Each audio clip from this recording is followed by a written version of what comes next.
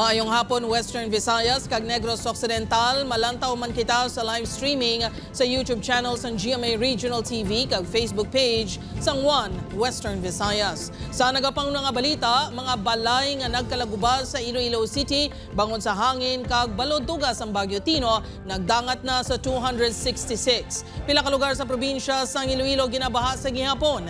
Si Zen Kilantang Sasan nakatutok live sa Santo Niño Sur, Arevalo sa Iloilo City. Zen?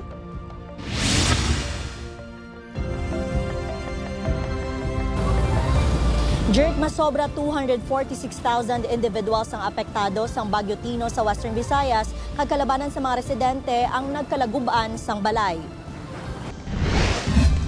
Natupan sa mga sangasang kahoy kag ginlupad sa makusog nga hangin ang mga pulian sa Iloilo City kasunod sang paglaslas sang Bagyo Tino kahapon. Diri sa Haro, amat-amat na nga nagabangon ang mga residente nga nagubaan sang balay. Isa ang balay ni Manang Sharon sa 266 ka mga pulian sa syudad nga nagkalaguba bangod sang epekto sang bagyo. Ginhulab ang bilog nga atop sini sang hangin kag ginhampak sang balod. Ginhingagaw sini nga pakayo ang atop agud makatulog na sila diri subong nga gabi. Nagpuli lang ko di kay papan ko para makapuli sit. 23 ka mga balay ang totally damaged, samtang 243 ang partially damaged base sa record sang Iloilo City DRRMO. Magluwas sa nagkalaguba ang mga balay, pilaman ka mga tricycle kag salakyan ang natumbahan sang kahoy kag poste. Sa Oton, Iloilo, temprano pa nga nagpatigayon sang clearing operation ang pumuluyo matapos matumba kag mautod ang mga sangasang kahoy sa ilang mga balay. Sa barangay 8 Tigbawan, Iloilo, mansig kayo na sa mga atop, dingding sang kusina kag iban pa nga parte sang balay ang mga residente. Ginaano ko para pang dingding bla sa nga nagkaraguba bla sa Kilsiledo.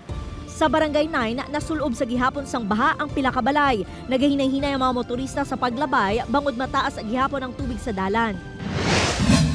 Sa San Joaquin, Iloilo, hindi maagyan sa mga salakyan ang dalan halin sa Tiolas padulong Hamtik-Antique bangod sang pagkaguba sang porsyon sang National Road sa Barangay Lopez Vito. Sa datos ng Office of Civil Defense 6, 76,773 ka mga pamilya sa Western Visayas ang gin-evacuate tungod sa bagyo. Masobra 246,000 ka individual ang gin-evacuate sa Aklan, Antique, Capiz, Iloilo kag Guimaras. Sunod sa Pag-asa, pagkatapos ng paglaslas sang Bagyo Tino, ginabantayan naman ang tropical depression sa guwa sang Philippine Area of Responsibility.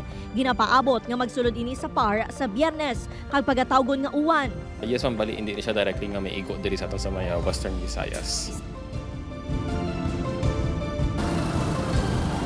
Jert, sunod sa Pag-asa, lauman nga manginman namin ang tiyempo buwas sa rehiyon apang ginapanuginan sa gihapon ng publiko nga mag-monitor sa lakat sang panahon. Jert?